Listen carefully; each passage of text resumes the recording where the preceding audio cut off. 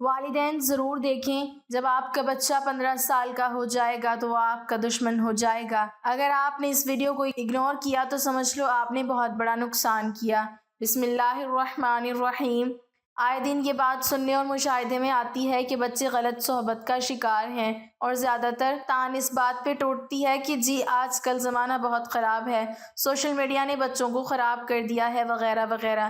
اس کے بعد پہلا حکم یا آرڈیننس یہ جاری ہوتا ہے کہ آج سے بچے کا باہر جانا بند، دوستوں سے ملنا ختم، موبائل فون ضبط، انٹرنیٹ بند۔ غرض اس طرح کی بے پناہ پابندیاں لگا دی جاتی ہیں جو کہ راکم کے خیال میں مسئلے کا حل ہرگز نہیں ہے۔ ہم سمجھتے ہیں کہ یہ ایک حساس معاملہ ہے جس کا سامنا تقریباً تمام والدین کو ہے، اور اس کے علاوہ ان تمام احباب کو اس کا جلد یا بدیر سامنا کرنا پڑے گا جو خاندان بنانے کے سہانے خواب میں گرفتار ہیں۔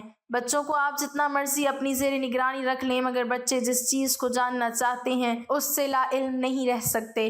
بچوں کی یہ لا علمی دو طرح سے دور ہوگی، یا تو بچے اپنے ذرائع سے جاننے کی کوشش کریں گے یا آپ خود بچوں کو بتائیں گے۔ بہتر یہی ہے کہ آپ اپنے بچوں کو دوست بنا لیں اور ان کی یہ لا علمی خود دور کریں۔ بچے جو بات جاننا چاہتے ہیں وہ آپ سے یہ بات شیئر کریں گے، اور آپ ان کی جاننے کی کوشش کو مزید بہتر بنا سکنے کے ساتھ ساتھ اسی دوستی میں ان پر مناسب چیک اینڈ بیلنس رکھ سکتے ہیں۔ اس ضمن میں یہ بھی عرض کرتی چلوں کہ دوران تربیت بچوں کو ایسی باتیں تواتر سے ہرگز نہ کہیں۔ مثال کے طور پر اس طرح مت کرو، یہ غلط چیز ہے، وہاں مت جاؤ، ایسا مت کرو، یعنی کہ ہر وقت اور بغیر کسی ٹھوس وجوہ کی تنقید کرتے رہنا۔ ایک اور بات کا خاص خیال رکھیے کہ کسی کے سامنے بچوں پہ تنقید ہرگز نہ کی جائے۔ اس کے علاوہ کم سن بچوں کو تجسس میں مبتلا بھی مت کریں۔ مثال کے طور پر چولہے کو ہاتھ مت لگاؤ، اس کی بجائے یہ سکھائیں کہ چولہے کی آگ ہاتھ چلا سکتی ہے۔ ایک اور بات جس کا بہت زیادہ خیال رکھا جانا چاہیے لیکن والدین اتنا زیادہ ہی اس بات کو نظر انداز کرتے ہیں،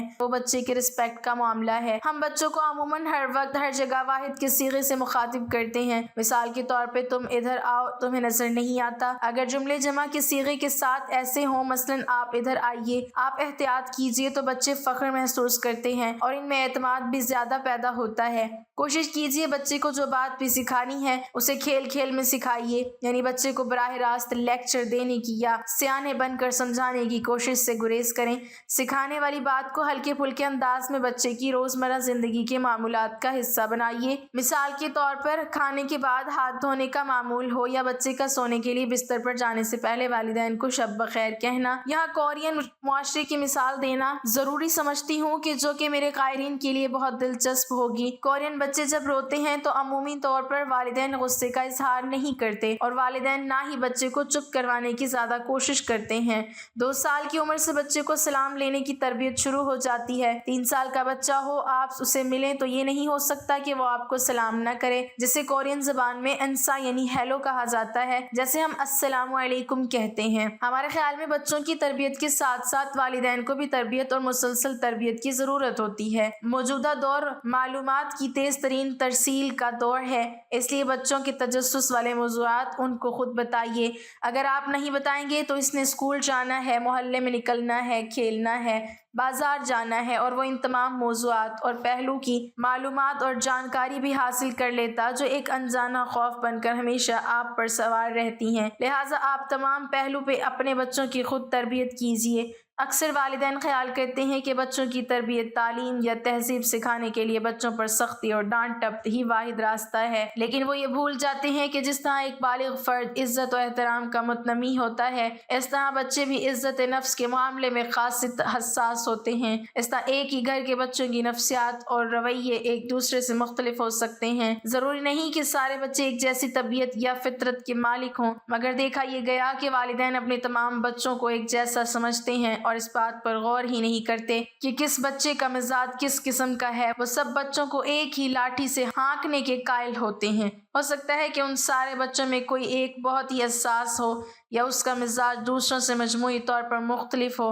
اس قسم کے بچے خصوصاً اور دوسرے عموماً اپنے ساتھ والدین کے سخت برتاؤ کو بڑی شدت سے محسوس کرتے ہیں، اور صرف حساس طبیعت ہی نہیں، عام بچوں کی بھی دلی خواہش ہوتی ہے کہ ان کے ساتھ بڑوں جیسا برتاؤ کیا جائے، ان کی تعظیم کی جائے، ان کی باتوں کو غور سے سنا جائے۔ لیکن عمومی طور پر والدین کا یہ رویہ زیادہ حوصلہ افزا نہیں ہوتا۔ بری طرح ڈانٹ ڈپٹ، تانے دینا، نالائق، بدتمیز، اجڑ، گوار جیسے القابات سے نوازنا تو ایک عام سی بات ہے۔ دراصل بیشتر والدین اولاد کو اپنی جاگیر سمجھتے ہیں۔ انہیں لگتا ہے کہ انہیں اولاد کے ساتھ ہر طرح کے سلوک کی مکمل آزادی ہے، وہ جو چاہیں کر سکتے ہیں۔ کچھ عرصہ پہلے ایک تحقیقی رپورٹ پڑھنے کا موقع ملا جس میں بچوں سے والدین کی بدسلوکی، بد کلامی، بے رخی، لاپرواہی، ہمدردانہ رویے کے فقدان اور مار پیٹ کے حوالے سے مختلف سوالات کیے گئے تھے، تو زیادہ تر بچوں نے اپنے والدین کے سخت رویوں ہی کی شکایت کی تھی۔ والدین کا بھیجا لاڈ پیار ان کی شخصیت مسخ کرنے کا سبب تو بنتا ہی ہے، لیکن اپنے اس شخصی بگاڑ کی وجہ سے وہ معاشرے کے لیے بھی خطرہ بن جاتے ہیں۔ البتہ ایسے گھرانے جہاں بچوں کے ساتھ اچھا برتاؤ کیا جاتا ہے، ان کی عزت نفس کا خیال رکھا جاتا ہے، تو ان کی خود اعتمادی میں اضافہ ہوتا ہے اور یہی بچے آگے جا کر معاشرے کا کارآمد فرد بنتے ہیں، دوسروں کی عزت کرتے ہیں اور اپنی عزت بھی کروانا جانتے ہیں۔ ایک ماہر نفسیات کا کہنا ہے کہ بچوں کی تربیت دو طرح سے ہو سکتی ہے، محبت اور شفقت سے، یا پھر غصے، رعب یا خوف سے۔ جو بچے اپنے والدین سے محبت اور احترام پاتے ہیں وہ دوسروں کو بھی وہی لوٹاتے ہیں، لیکن والدین سے خوف زدہ رہنے والے بچے زندگی بھر مختلف نفسیاتی مسائل ہی سے دوچار رہتے ہیں اور دوسروں کے لیے بھی مسائل پیدا کرتے ہیں۔ ناظرین، جب بچہ 15 سال کا ہو جائے گا تو ممکنہ حد تک آپ کا بچہ آپ کا دشمن بن جائے گا۔ اگر آپ اپنے بچوں کو دوست بنانا چاہتے ہیں تو غور سے سنیے گا۔ آپ کا بچہ 5 سال تک آپ کا کھلونا ہوتا ہے، 10 سال تک آپ کا خادم ہوتا ہے اور 15 سال کا ہونے سے پہلے آپ اسے اپنا دوست بنا لیں، ورنہ دشمن تو وہ بن ہی جائے گا۔ آپ یقین مانیں، میں نے جب یہ سنا، مجھے جب یہ بات پتہ چلی تو مجھے بہت سخت لگی کہ 15 سال کا ہونے پر ہمارا بچہ ہمارا دشمن بن جائے گا۔ آپ کا بچہ 5 سال تک آپ کا کھلونا ہوتا ہے، سارے گھر کا لاڈ پیار، میری آنکھ کا تارا، میرا چاند، آپ اسے بھرپور وقت دیتے ہیں اور فیملی کا ہر ممبر اسے بھرپور پیار دیتا ہے۔ آپ اسے بھرپور پیار دیتے ہیں، وہ آپ کو بھرپور پیار دیتا ہے۔ ماں باپ اس کی نظر میں دنیا کے سب سے مہربان، بہادر، ذہین، دولت مند انسان ہوتے ہیں۔ جب اسکول میں داخل ہوتا ہے تو گھر میں چھوٹا بہن بھائی آ چکا ہوتا ہے،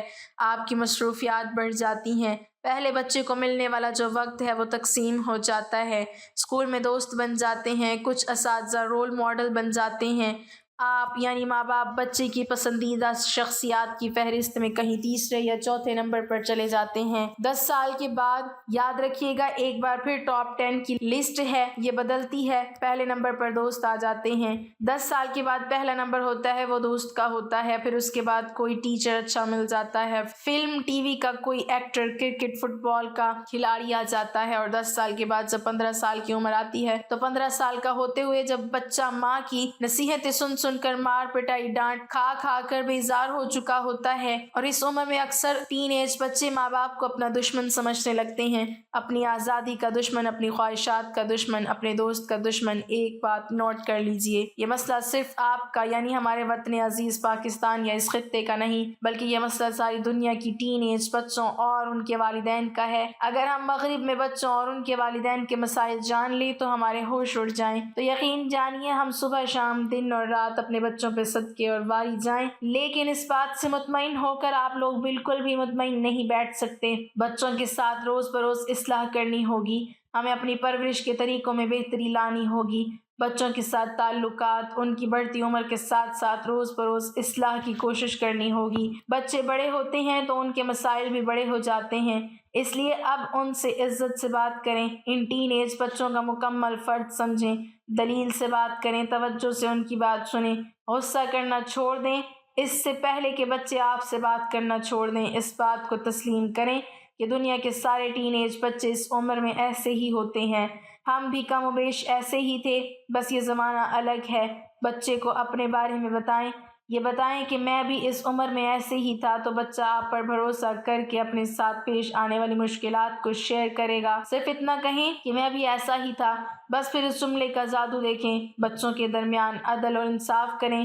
حضرت نعمان بن بشیر رضی اللہ عنہم سے روایت ہے کہ ان کے باپ بشیر رضی اللہ تعالیٰ عنہ نے اپنے ایک بیٹے کو ایک تحفہ دینا چاہا تو ان کی والدہ نے کہا میں اس وقت تک اس تحفے پر راضی نہیں ہوں گی جب تک کہ آپ نبی صلی اللہ علیہ وسلم کو اس پر گواہ نہ بنا لیں۔ وہ نبی کریم صلی اللہ علیہ وسلم کی خدمت میں آئے تاکہ آپ اس پر گواہ بنائیں تو آپ صلی اللہ علیہ وسلم نے ان سے پوچھا کیا تم نے اپنے تمام لڑکوں کو ایسا ہی تحفہ دیا ہے جیسا اس کو دیا ہے؟ کہا نہیں۔ آپ نے فرمایا تو اسے واپس لے لو، میں ایسی کسی ناانصافی پر گواہ نہیں بننا چاہتا۔ تو بچوں کے درمیان عدل ضروری ہے، اگر ایک بیٹے کو دیں دوسرے کو نہ دیں تو پھر سن لیں آپ کا بچہ آپ سے متنفر ہو سکتا ہے، احساس کمتری کا شکار بھی ہو سکتا ہے یا کوئی غلط قدم بھی اٹھا سکتا ہے۔ آپ حوصلہ افزائی کیجیے، بچوں کی نہیں ان کے کام کی۔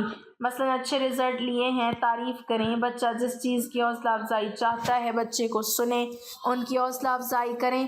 نوٹ کیجیے کون سا کام آپ کے بچے خود بخود انتہائی محنت، لگن اور ذمہ داری سے کرتے ہیں، اس خوبی کی تعریف کیجیے۔ مثلا بچہ سچ بولتا ہے، نماز کی پابندی کرتا ہے، وقت کی اہمیت کا احساس کرتا ہے تو جم کر بھرپور انداز میں اس کی حوصلہ افزائی کیجیے۔ بچوں کی کامیابیوں کو منانا سیکھیں، کبھی اپنے بچے کو لے کر اکیلے نکل جائیے، اس دوران آپ صرف سوال کیجیے۔ 90% سے زیادہ وقت بچے کو بولنے دیں، اپنے بولنے کے لیے صرف 10% وقت رکھیں۔ نصیحت نہیں، سوال کریں، بچوں کی بات سے بات نکالیں، ہر سوال کے جواب کے بعد کیوں، کیسے جیسے سوال در سوال کر کے ان کو باتوں میں الجھائیں۔ شروع میں شاید انہیں اچھا نہ لگے مگر پھر انہیں عادت ہو جائے گی، پھر وہ خود ہی آپ کو پورے دن کی روداد سنائیں گے۔ جیسے اگر آپ پوچھیں گے کہ آج کیسا دن گزرا تو وہ ایک لفظی جواب دیں گے، اچھا، اور بات ختم ہو جائے گی۔ لیکن اگر آپ پوچھیں گے کہ آج کون سے پیریڈ میں سب سے زیادہ مزہ آیا تو ان کے دل کی باتیں نکلنے کے چانس بڑھ جائیں گے۔ پورے دن میں سب سے زیادہ مزہ کس ٹائم میں آیا؟ آپ اسکول میں کس کے ساتھ کھیلے تھے؟